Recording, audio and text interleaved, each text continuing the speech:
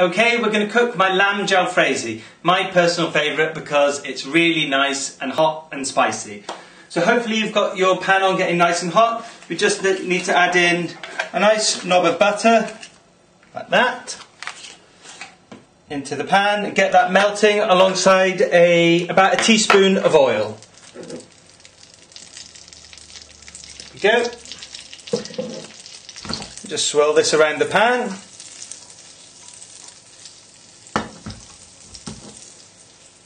And we're going to add in the onions, the garlic, ginger and chilli next.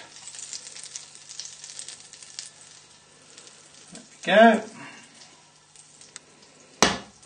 And this one's a bit different because I love using nice bits of lamb because it'll take a little bit longer to cook, but the lamb is just so tender and fantastic. I think lamb is the ideal meat to use for a curry, but I know that most of you all think that chicken is the favourite. So with the butter melted, hopefully yours is about there too, add in the onion and everything else from your plate.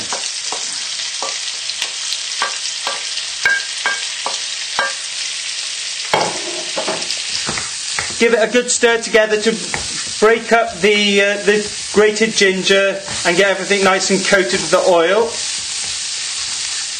There we go. And then we can add in the spices. So it's just 2 teaspoons of ground turmeric.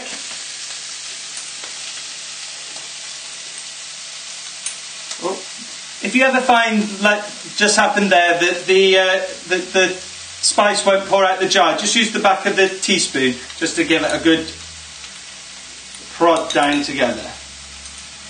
There we go. 2 teaspoons of turmeric. And then 1 each of paprika, ground coriander and ground cumin.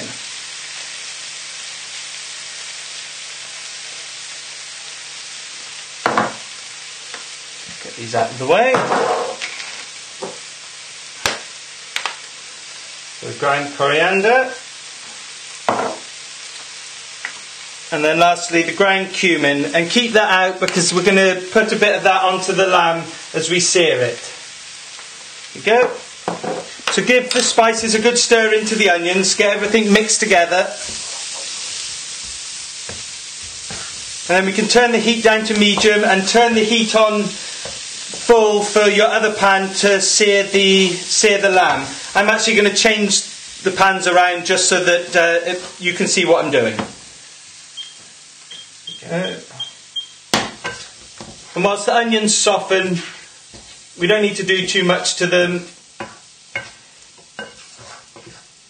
We can get on and sear the lamb. So if you bring your lamb in,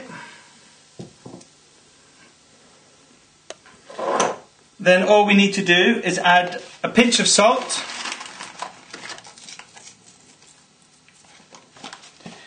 and a couple of teaspoons of cumin.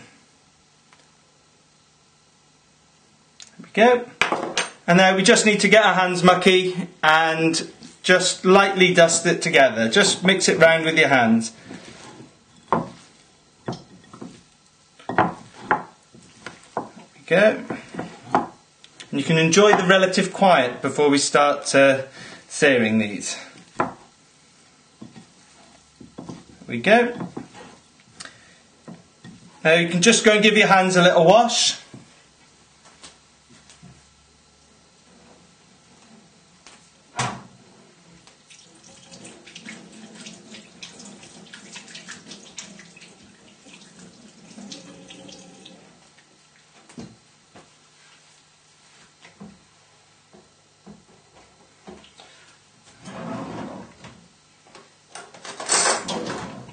Okay, and hopefully the pan's starting to heat up nicely. We're going to add in about a tablespoon of oil to the pan for the lamb, and then that way it will give us a good indication of when it starts to smoke. So we really want it to get nice and hot. I'm using an electric hob, so it won't heat up quite as quickly as gas if you're using that. So if you're already at the smoking, please just wait for me a second. I'm sorry to keep you back. There we go. And what we want to do, unlike the chicken, where normally with the chicken we'll just pop it straight into the mix to cook, chicken itself doesn't have that much flavour, whereas the lamb, by sealing it over a hot pan and then adding it to finish the cooking, you'll still get all the lovely flavour of the lamb as well. Have I mentioned that I like lamb? There we go, it's almost there. So this is one of the reasons why I don't like electric hobs. So just give your onions a little stir, just to check they're not catching in the pan, but they should just be softening nicely. And there, I can just about start to see this smoking, so it's nice and hot. If you're using gas, put yours back on the heat, and then we just need to add in the lamb to your frying pan. There. If you hear a nice sizzle, you know that it's hot enough. Now we just need to move this around the pan, and we're only really going to keep this on the heat for a minute or so. There we go. So spread it out.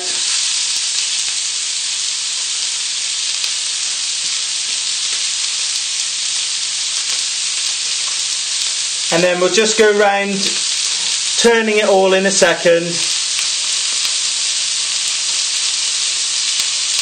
It doesn't have to be completely sealed, so don't worry.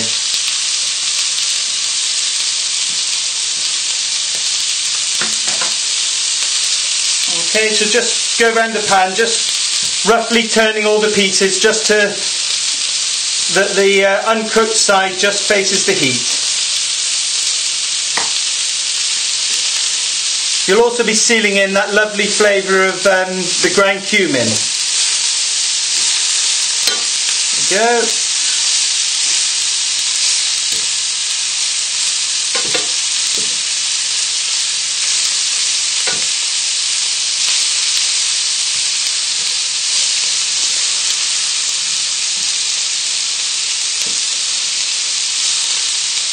Okay, that's been about a minute. Hopefully yours is looking something like this. Don't worry that it's not completely sealed.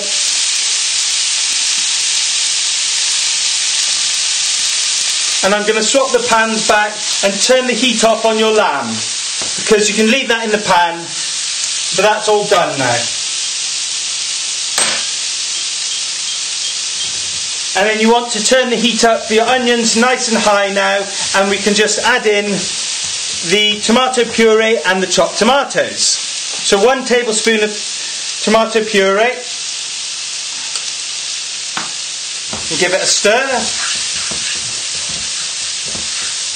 See, whenever you've got 2 pans on the go, it really does make me at least feel like I'm properly cooking. And then straight in with the tin of chopped tomatoes.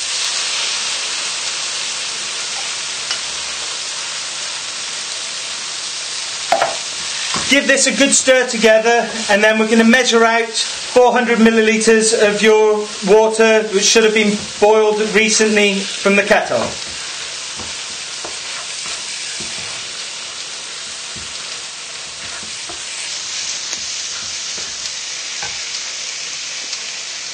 Okay, take our measuring jug.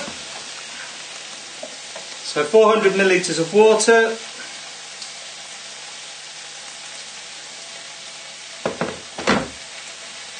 And then add that right into the pan. Give it a little stir together. There we go. And then we can add in the lamb. So just carefully add in the lamb. Hopefully it won't splash too much. There we go.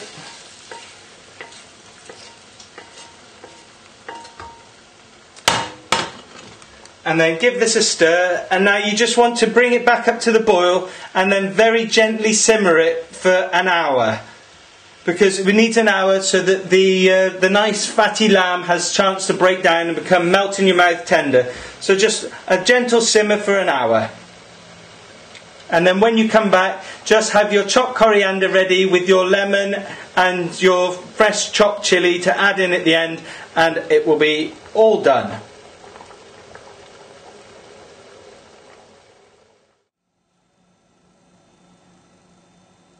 Okay, it's been an hour and the lamb will have really cooked and be beautifully tender now, and all the sauce is really nicely reduced and just about ready to eat. So all that's left to do is just to add a pinch of salt,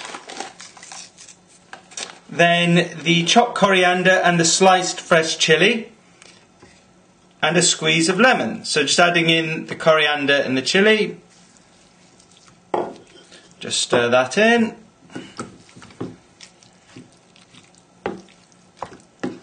We go,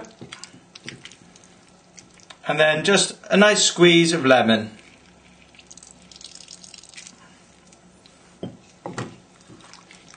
Give it all a good stir together, and that is ready to tuck into. So I hope you enjoy it.